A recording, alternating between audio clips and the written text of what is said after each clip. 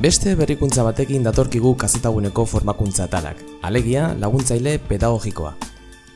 Kazetagunea.eus webunean sartuta formakuntza atalean klikatuz aurkituko duzu.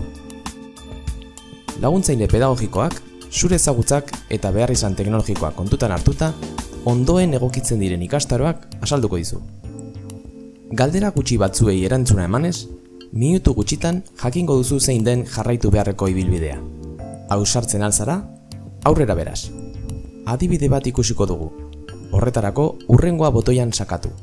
Lehenik eta behin, laguntzaileak ordenagailua edo internet erabiltzen ote dugun galdetuko digu. 3 aukeretatik bat aukeratuko dugu.